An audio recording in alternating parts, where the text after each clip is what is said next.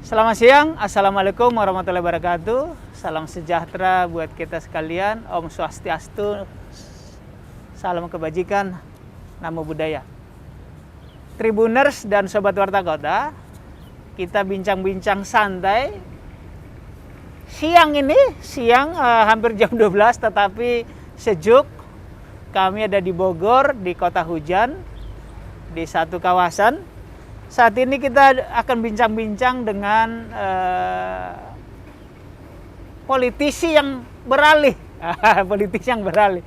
Biasanya dari bidang lain masuk ke politisi ya. Nah ini kebalikan. Bersama saya Domo Ambarita, Wakil Direktur Pemberitaan Tribun Network dan pemimpin redaksi Warta Kota Network.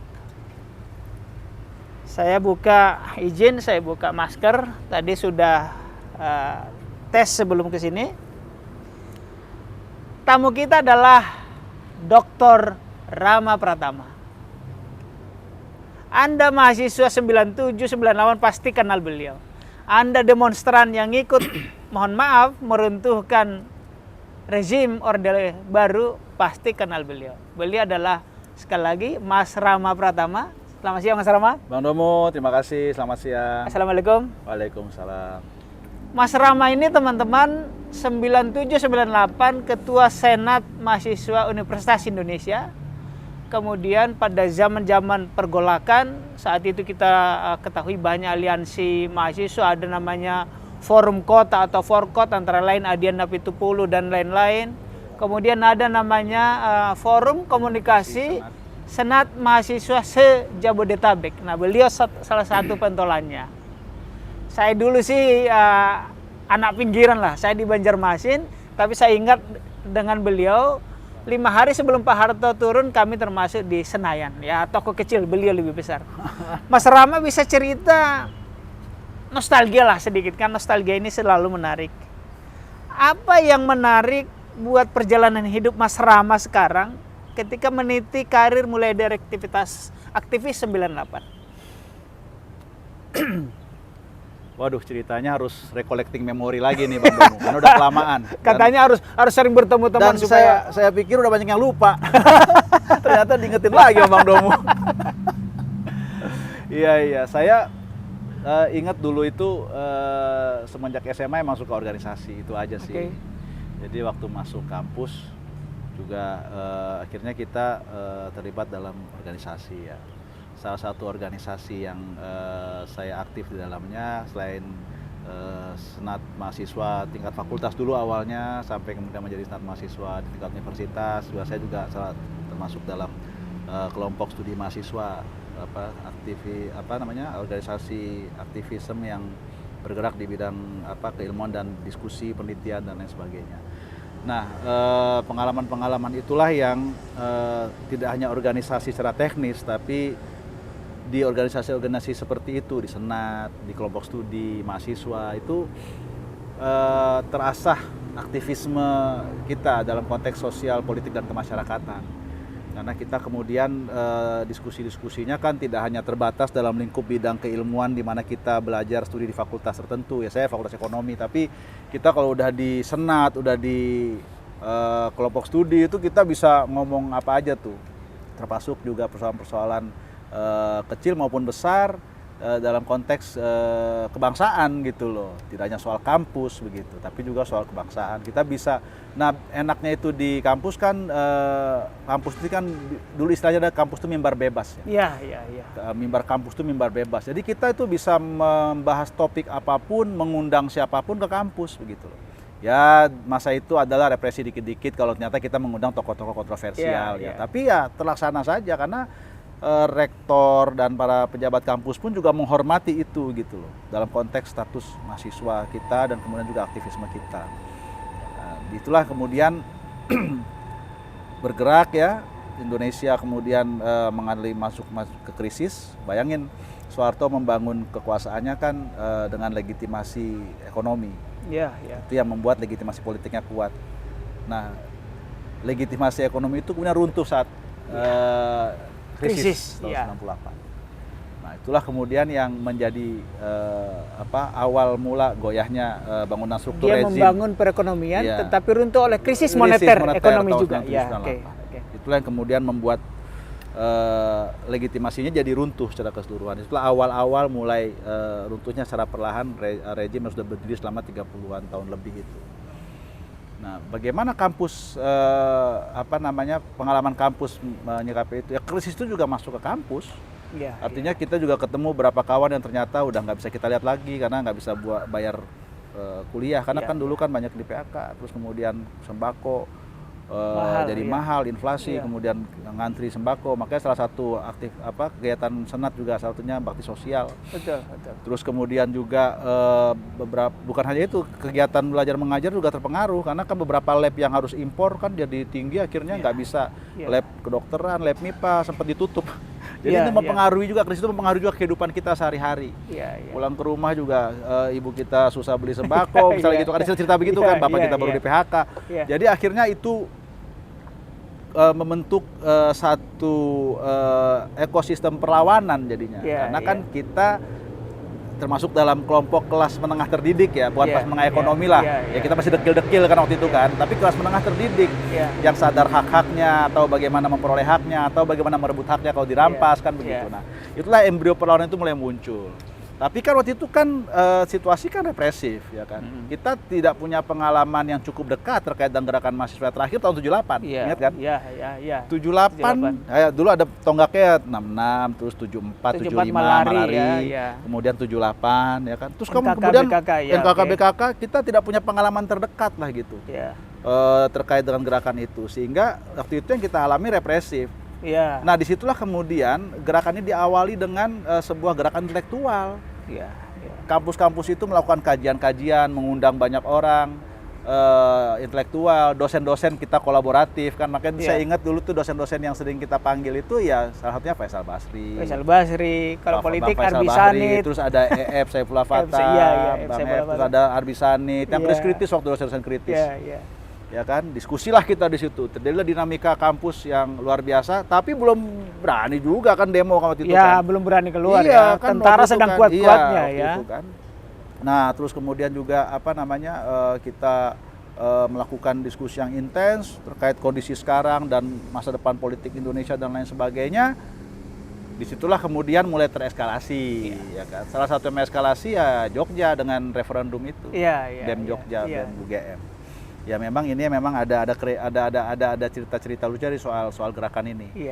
Karena Jogja itu jauh, biasanya dia lebih dulu panas. Makanya gerakan itu biasa dimulai di Jogja. Tapi baru besar di Jakarta. Nah, nanti berakhir di Bandung karena kita udah stop, Bandung masih ternyata. Karena dia relatif lebih radikalnya lebih lama gitu, semangatnya lebih lama. Jadi itu mobil diesel. Dan itu ternyata terbukti kemarin itu kan, dimulai dengan referendum itu saya ingat. Itu eskalatif pertama dalam konteks bergerak dari gerakan intelektual ke diskusi-diskusi di kampus, kemudian menjadi gerakan yang lebih bersifat politik kan, karena kan waktu itu kan referendumnya adalah setuju atau tidak Pak Harto dipilih kembali jadi presiden. Itu sekitar bulan November Desember 97. Itulah kemudian disambut oleh teman-teman di banyak kampus yang lain termasuk UI, ya kan, teman-teman elemen gerakan selain Senat sudah mulai melakukan demonstrasi. Kita kemudian juga menyuarakan aspirasi demonstrasi kelompok-kelompok mahasiswa itu. Kita beranikan diri ke DPR. Waktu itu lagi sidang umum bulan Februari. Agendanya kalau misalnya nggak ada gangguan-gangguan begitu ya artinya memilih kembali Soeharto kan seperti biasa kan. Upacara 5 tahunan kan. Saya ingat bener waktu itu saya difasilitasi sama Bang Fadlizon karena dia yang sudah masuk jadi anggota DPR dekat dengan kalangan Cendana waktu itu kan. Tapi dia kan alumni kita. Bang, kita mau ke sana, kita mau menyampaikan aspirasi. Kita nggak ngasih tahu apa poinnya dan kebetulan juga beliau karena juga seorang aktivis organisasi juga dia juga nggak nanya, silakan aja nanti mau ngomong apa ya terserah di situ. Ternyata di situ ketemu dengan fraksi ABRI namanya Pak Yuni Sospia. Dan beberapa teman-teman fraksi ABRI. Karena cuma fraksi ABRI yang berani menerima kita. Yang lain kan secara politik kan partai-partai politik kan waktu itu kan terkooptasi. Nah, mereka pikir kita mau dialog katanya gitu. Kita mau menyampaikan konsep-konsep kita. Tapi di ujung dari konsep itu kita bilang maka kami menolak Presiden Soeharto dipilih kembali gitu. Kaget semuanya.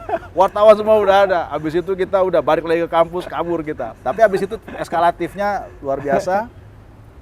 mulailah kemudian demo-demo. Demo juga dimulai dari dalam kampus loh, nggak berani keluar dulu loh ya kan, dalam kampus. Karena panas. dulu polisi nggak boleh ke kampus kan. Iya, benar, itu dihormati juga karena Iya. rektor juga menjaga itu kan.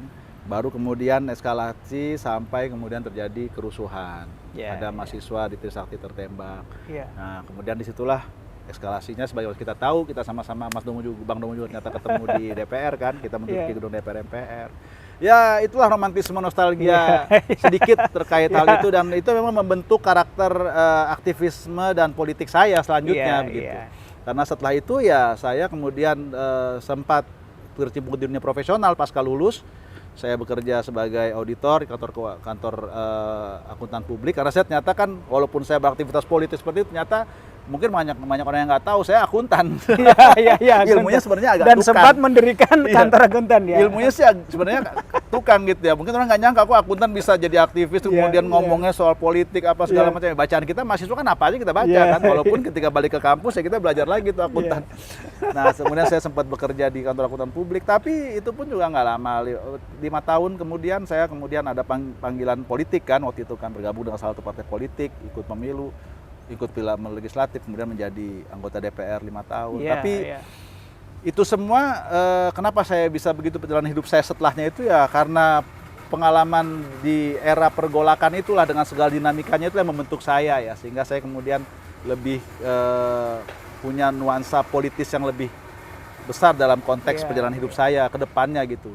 Walaupun saya juga sempat ikut sempat menjelajahi dunia profesional juga, karena kan basis kompetensi dan keilmuan saya kan gitu. Tapi ya kedorong-dorong ke situ terus gitu. Akhirnya gitu. Gitu kira-kira. Mas Rama, saya nanti mau bertanya, Tribuners terutama kaum milenial 97 belum lahir, mungkin lahir Anda tahun 2000-an. Perlu Anda tahu bahwa saat kami mahasiswa nggak ada semester pendek. Iya, betul. Jadi nggak ada. Kalau semester pendek kalian sekarang 4 tahun lulus sudah hebat bang. Sudah lama. Zaman kami ada yang 7 tahun, bahkan 12 tahun gitu ya. Iya, 6 tahun, 7 tahun. 6 tahun Saya ya. lulus 6 tahun. Nah bahkan di atas kami ada yang 11 tahun kalau nggak salah, semacam levelnya Bang Akbar Tanjung, Kosmas itu makin lama di kampus makin asik. Nah pertanyaan saya Bang Mas Rama adalah, sebagian orang tua sekarang pengen anaknya cepat-cepat lulus kerja gitu. Kita sih iya juga, tapi nggak gitu-gitu amat gitu. Apa pesan moral yang Mas Rama sampaikan bahwa aktivis itu ada gunanya di masa depan? Begini Mas, ini harus diletakkan dalam konteks ya. Karena saya juga bisa memahami terkait dengan konstelasi yang Bang Domu sampaikan tadi, karena kan kita semua sekarang sudah jadi orang tua. Anak saya jadi mahasiswa loh. Iya benar, anak saya tahun depan mahasiswa. Iya. Kemarin demo KPK itu anak saya izin ikut, bayangin coba, izin ikut demo. Saya kan jadi gimana gitu kan, mau kita tolak gengsi, bapaknya dia juga tahu bapaknya dulu aktivis gitu kan, tapi kalau khawatir itu ya ada juga gitu loh. Iya kan? Iya kan? Yang kedua, konteksnya adalah tantangan yang juga berubah sangat dahsyat dengan era teknologi, ya kan, digital dan lain sebagainya ini. Tantangannya tentu jauh berbeda. Apakah lebih sulit itu relatif, sulit atau tidak bisa jadi sama sulitnya kalau dalam konteks, tapi jauh berbeda, ya kan. Dan ini kan tentu membutuhkan respons yang juga berbeda. Nah, jadi saya bisa memahami kalau kemudian orang tua sekarang pingin, kalau orang tua yang seperti itu sih dari dulu juga ada ya. Kita juga kan zaman dulu juga kan ada orang tua yang sedih juga kalau kita nggak lulus kan. Ya karena kan dulu memang mungkin murah ya biaya pendidikan ya. Tapi apalagi sekarang yang dulu murahnya juga begitu. Ngapain lama-lama? Mereka inginkan kemudian investasi yang sudah dilakukan di kuliah itu kemudian bisa kembali ketika dia masuk dunia kerja dan lain sebagainya, bisa berkontribusi lebih besar lah. Ya sebenarnya dunia kampus itu kan sebenarnya laboratorium besar saja. Dia bukan kehidupan yang sesungguhnya. Betul. Justru kemudian tantangannya seorang aktivis juga dipertanyakan kan apa kontribusinya pasca kampus gitu. Karena itulah dunia real sesungguhnya. Ketika dia sudah berkeluarga, apakah dia terseret gelombang rutinitas gitu kan? Apakah masih bisa kemudian tetap membawa nilai-nilai idealisme kemahasiswaannya waktu itu? Tapi yang jelas kan status aktivis mahasiswa kan bukan status umur hidup, dia harus lulus. Betul. Ya kan? Dia harus lulus kan, nggak bisa dia status mahasiswa terus kan? Gitu. Jadi dia ada masa pensiunnya gitu. Nah, artinya apa? Tantangan dan situasi yang memberikan konteks sekarang ini yang jauh berbeda itu juga memerlukan jawaban. Apalagi dengan era teknologi yang semakin canggih, sophisticated ya kan. Tidak hanya teknologi tapi juga teknologi informasi terutama yang membuat jauh berbeda ini bagaimana kita dulu memperoleh informasi dengan kita sekarang. Anak sekarang sekolah makin lama makin nggak relevan karena mereka bisa mendapatkan informasi dari mana saja. Zaman kita dulu kalau nggak ke sekolah nggak dapat informasi. Betul. Sekarang kalau dia misalnya kelihatan main-main handphone lagi diajarin gurunya, bukan berarti dia nggak belajar loh. Jangan-jangan dia lagi googling apa yang disampaikan gurunya. Betul. Gitu loh. Artinya informasi bisa didapat dari mana saja begitu loh. Nah ini tentu membutuhkan penyikapan yang berbeda. Artinya menurut saya ya pada akhirnya ya karakter aktivis zaman dulu juga nggak bisa disamakan karakter aktivis sekarang. Mereka menghadapi tantangan yang berbeda, mereka menghadapi ekosistem yang berbeda, sehingga saya juga tidak bisa membandingkannya dengan situasi dan kondisi saya pada saat itu loh. Misalnya dengan arogan dan aromantisme saya mengatakan aktivis sekarang cemen, nggak bisa juga karena tantangan mereka berbeda loh gitu loh. Nah jadi sebenarnya tantangannya adalah relevansi, bagaimana dia tetap relevan dalam konteks seperti ini gitu. Nah itu memang pada akhirnya bisa menjawab ya mereka. Saya sendiri udah nggak ngerti lagi dunia mereka gitu. Makanya anak saya juga bilang oke, nah kamu tahu tantangan kamu sekarang, dunia kamu seperti apa, silahkan kamu sikapi dengan yang terbaik yang menurut kamu. Karena ayah juga udah nggak ngerti gimana situasinya untuk merespon itu. Tapi satu yang pasti adalah yang dibutuhkan di setiap zaman, di setiap tempat dan di setiap situasi adalah karakter. Itu aja yang bisa kita pagerin. Biarlah setiap zaman punya orang dan setiap orang punya zamannya. Betul. Gitu ya. Tapi yang tidak berubah adalah karakter.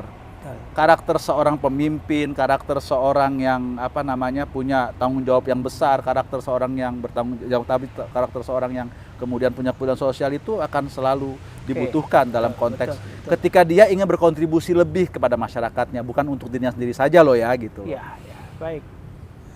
Mas Rama, kita agak melompat. Setelah dari kampus tadi termasuk berkontribusi dalam mengubah demokrasi dari orde lama, orde reformasi. Kemudian Mas Rama lebih kenal sebagai politisi salah satu partai, kita sebut saja PKS. Lama Anda di sana di PKS, kemudian PKS menang bersama dengan pemerintahan SBY 2 periode. Sekarang PKS menjadi oposan. Kalau di SBY PDIP oposan, sekarang PKS tanda kutip oposan. Dan Anda dari PKS, tapi sekarang Anda di pemerintahan. Bagaimana ceritanya? Ya, dinamika politik. Bagi saya politik itu juga adalah pertemanan ya. Artinya saya tidak pernah punya semacam sentimen personal lah dengan siapapun gitu. Makanya saya ya mungkin ini juga di tempat dalam konteks pengalaman aktivisme saya juga ya kan. Ya artinya tidak ada nothing personal lah dalam konteks politik ini, semua pada akhirnya adalah teman, sahabat. Ya kita kan juga perlu lah meneladani para pendiri bangsa kan dengan latar belakang ideologi bahkan yang tajam. Tapi pada saat yang sama mereka bisa saling menanyakan kabar, gimana orang tuanya, udah sembuh belum, tahu orang tuanya sakit. Yang gitu-gitu kan human sekali begitu. Jadi ini menurut saya terkait dengan ya dinamika kepartaian seperti ini menurut saya sih ya biasa aja. Semua masih teman-teman saya semua lah, saya masih bersahabat dengan teman-teman. Bahkan sekarang ya artinya semua adalah teman. Makanya saya bilang, kalau ditanya sekarang saya kan politisi ya, tapi saya politisi teknokratis lah saya bilang. Saya kembali ke jalur profesional karena saya merasa sudah cukup lah di dunia politik dengan dinamikanya. Ya namanya dunia politik ya ada ribut-ribut dan lain sebagainya. Waktu itu kan ya mungkin teman-teman kalau yang tahu kan awal kisahnya sebenarnya ya waktu salah satu teman saya juga nih sama-sama satu kampus, senior saya Bang Fahri Hamzah dipecat dari PKS. Saya termasuk orang yang membela dia begitu. Dan berada pada posisi yang membela dia sehingga pada akhirnya perpecahan itu meruncing. Ini solidaritas sesama UI atau memang nilai-nilai demokrasi secara umum?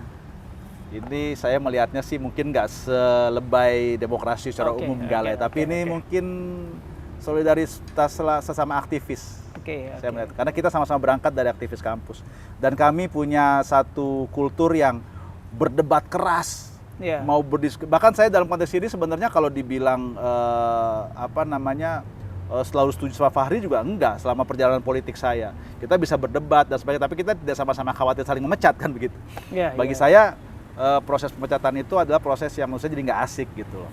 Itu aja yang saya rasakan, sehingga ya ini memang personal saja, tapi saya nothing personal dengan hubungan saya dengan semuanya gitu. Itu pilihan yang kemudian saya terima konsekuensinya, sehingga kemudian saya juga ya bisa dikatakan ya masa depan politik saya di PKS sudah selesai lah gitu kan, karena saya ikut dalam mendukung Fahri Hamzah yang sekarang juga sudah mendirikan partai sendiri, tapi saya sendiri sebenarnya ya saat ini ya tidak aktif di partai manapun, karena saya kan posisi saya sekarang juga menjadi komisaris salah satu anak perusahaan BUMN. Saya lebih memilih jalur profesional saya. Artinya segala macam pengalaman saya, politik saya, jaringan saya yang saya saya alami selama ini ya menjadi aset buat saya, itu saja. Tapi untuk terjun ke dunia politik praktis mungkin saat ini dan ke depan sudah tidak dalam visi saya lagi lah gitu. Itu ya. Iya, kontribusi saya lebih ya ke lapangan teknokratis. Barangkali perlu diketahui anak-anak muda yang sedang berpolitik, karena Mas Rama masih relatif muda ya. Kapan momentum switch off? Kapan momentum balik arah atau lompat gitu kan? Mestinya kan kalau di politik masih banyak partai ya. Kan banyak orang pindah partai, tetapi Anda malah ke teknokrat. Kapan momentum itu? Ya sebenarnya ini buah dari pemikiran di mana saya bisa berkontribusi lebih, itu aja sih. Oke. Jadi saya juga mengukur kapasitas dan kemampuan saya begitu kan. Terus terang saja ini mungkin sudah banyak yang ngebahas juga lah ya. Politik election ini makin mahal gitu. Ongkos politiknya makin mahal. Bukan money politics, tapi ongkos politiknya makin mahal. Yang saya merasa itu sudah beyond my capacity. Tapi dalam konteks sejarah panjang saya sebagai aktivis, saya masih tetap ingin berkontribusi kan buat bangsa dan negara. Dan kemudian saya merasa saya dibekali dengan kompetensi dan profesionalitas yang pengalaman saya tadi, kompetensi dan intelektualitas karena berasal dari aktivis kampus kan. Dan itu saya merasa ya sudah, kenapa tidak, saya ingin tetap berkontribusi, dan dalam konteks ini saya merasa bisa optimal berkontribusi di jalur teknokratis begitu ke depannya begitu. Baik Mas Rama, kita di penghujung, barangkali ada yang mau disampaikan closing statement tentang pesan-pesan seorang politisi atau sudah teknokrasi lah kan? Ya saya sendiri terus terang merasa bahwa menjadi politisi atau apapun itu pada akhirnya yang dipertanyakan adalah kontribusi dan relevansi kita. Gitu. Nah itu yang selalu bukan menghantui ya, tapi yang selalu melekat kemudian menjadi pertanyaan dalam diri saya. Kontribusi apa yang bisa diberikan sama relevansinya seperti apa gitu buat kehadiran saya di sebuah momen atau konteks gitu. Nah itulah yang kemudian menurut saya bukan persoalan menjadi politisi atau menjadi teknokrat atau menjadi yang lainnya gitu ya. Selama kontribusi dan eksistensinya relevan, maka menurut saya itu adalah sebuah eksistensi optimal dari seorang manusia gitu loh. Jadi memang buat saya pada akhirnya tantangannya adalah bagaimana kita bisa berkontribusi lebih luas untuk kemanfaatan masyarakat yang lebih luas gitu. Sehingga kehadiran kita menjadi relevan. Baik. Terima kasih Mas Rama, luar biasa perbincangan. Mungkin 2 jam nggak cukup, tapi waktu yang membatasi kita. Bicara nostalgia ini selalu menarik. Tribuners dan Sobat Warta Kota, terima kasih atas kesempatan. Wassalamualaikum warahmatullahi wabarakatuh. Waalaikumsalam.